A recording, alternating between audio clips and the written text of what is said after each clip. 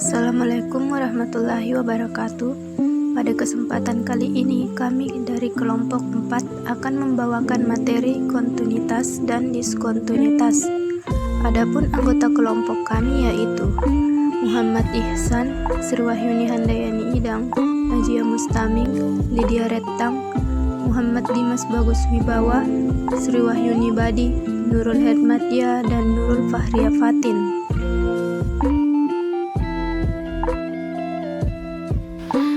Nama saya Lydia Rettang. Saya akan membacakan materi pertama yang berjudul kontinuitas dan diskontinuitas.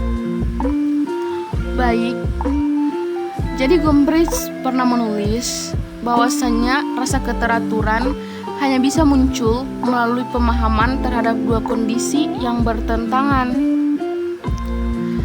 yakni keteraturan dan lawannya. Tapi sebelum rasa keteraturan harus ada kemampuan untuk merasakan perubahan dan bersama implikasi sebaliknya, yaitu non-perubahan. Ketika cara-cara di mana energi bisa bermutasi dan bertransformasi menjadi tak terhingga dan sering tak dapat diprediksi, maka cara-cara di mana manifestasi energi dirasakan oleh seorang pengamat harus menampilkan salah satu dari 3 kualitas sebelum dedukasi-dedukasi yang lain bisa dibuat. Keadaan-keadaan energi bersifat kontinu, diskontinu, maupun keduanya.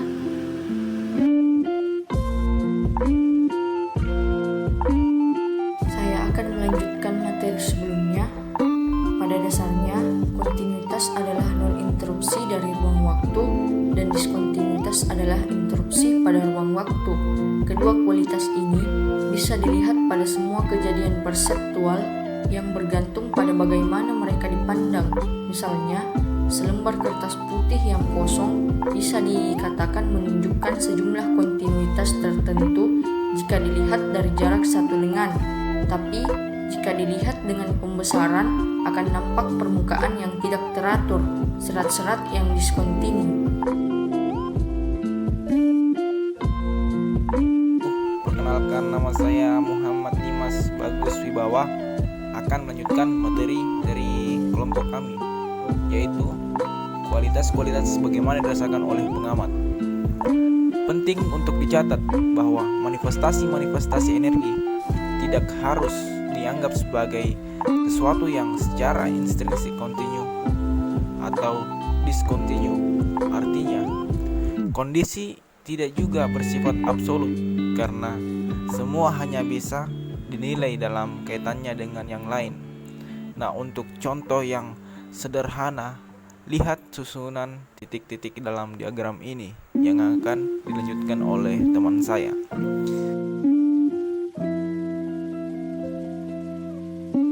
Saya Nurul Fahria Fatin. Saya akan menjelaskan lanjutan materi yang dibawakan oleh saudara Dimas. Yang saya akan bawakan adalah materi bagi seorang pengamat ada banyak ekspresi kontinuitas dan diskontinuitas di sini. Yang pertama, titik-titik itu memiliki ukuran dan bentuk yang sama sebagaimana semua yang lain, kontinuitas. Yang kedua, tepi titik-titik berbeda dengan kertasnya yang berwarna putih, diskontinuitas. Yang ketiga, titik-titik membentuk sebuah baris, kontinuitas. Yang keempat, satu titik menyimpang dari baris, diskontinuitas. Yang kelima, ruang di antara titik-titik adalah sama, kontinuitas. Yang keenam, kertas yang putih dikacaukan oleh titik-titik, diskontinuitas. Yang ketujuh, tinta dari titik-titik yang hitam solid dalam batas-batasnya, kontinuitas. Dan yang terakhir adalah titik-titik itu stabil dan tidak bergerak dalam kaitannya dengan halaman, kontinuitas. Sekian. Saya Nurul Hermatia akan melanjutkan materi yang telah dipaparkan sebelumnya. Secara lebih umum, sejauh mana kontinuitas dan diskontinuitas fundamental bagi kemampuan kita untuk merasakan keteraturan dan ketidakteraturan tidak bisa terlalu ditekankan. Dalam arti yang dijelaskan di sini, semua perbedaan dan keteraturan dalam alam semesta muncul sebagai hasil dari kemampuan kita untuk melihat sifat-sifat yang kontinu dan diskontinu.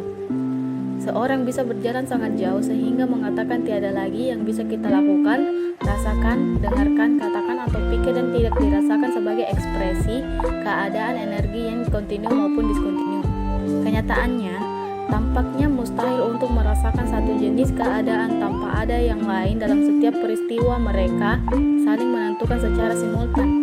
Kapasitas untuk merasakan ini pada saat yang sama dan tanpa kontradiksi terlihat bertentangan dengan kualitas-kualitas yang mencari ciri yang luar biasa dari kehidupan perseptual dan kesadaran kita.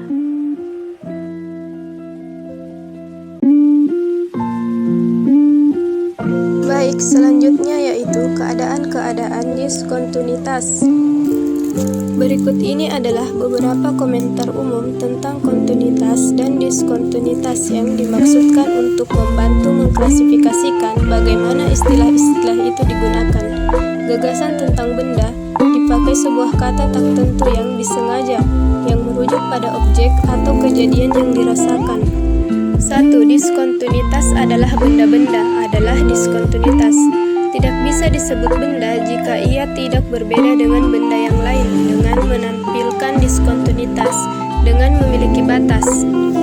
Misalnya ketika sedang menjelaskan tubuh manusia, nama-nama diberikan pada area-area yang menampilkan diskontinuitas.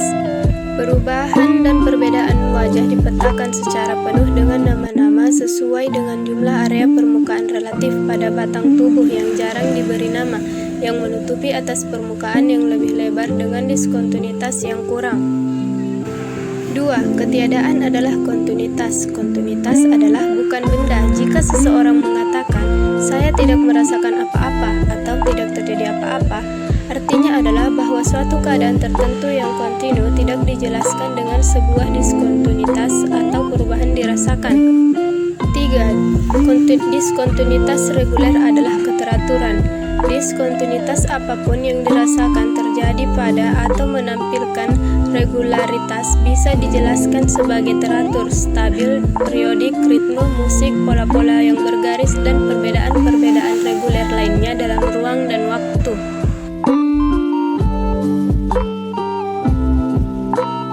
4. Diskontinuitas yang tidak teratur adalah ketidakteraturan. Diskontinuitas apapun yang dirasakan terjadi pada atau menampilkan ketidakteraturan bisa dijelaskan sebagai tidak teratur. Misalnya air yang berdebur, formasi awan, tulisan seperti cakar ayam, hal-hal yang sering diberi label tak dapat diprediksi atau kompleks. 5. Kontinuitas adalah mangkirnya diskontinuitas. Kontinuitas jangan sampai dikelirukan dengan ketertiban.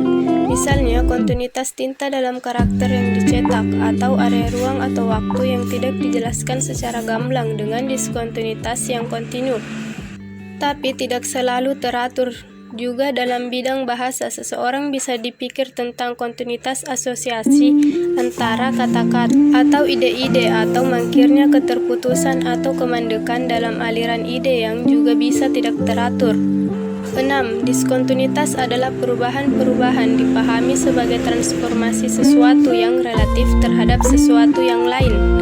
Baik benda maupun keadaan yang lain sebagai perbedaan harus bisa dipahami bagi perubahan yang terlihat.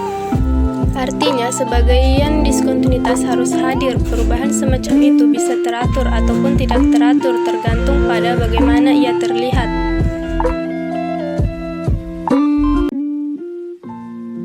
Saya Sri Wahyuni Badi dari kelompok 4. Baiklah, saya akan melanjutkan materi, yaitu benda-benda. Apa yang membedakan benda-benda dengan semua yang lain adalah diskontinuitas yang dirasakan yang mereka tunjukkan kepada seorang pengamat. Sebagaimana biolog random menempatkannya, karakteristik semua bentuk, semua morfogenesis adalah menampilkan diri melalui diskontinuitas lingkungan.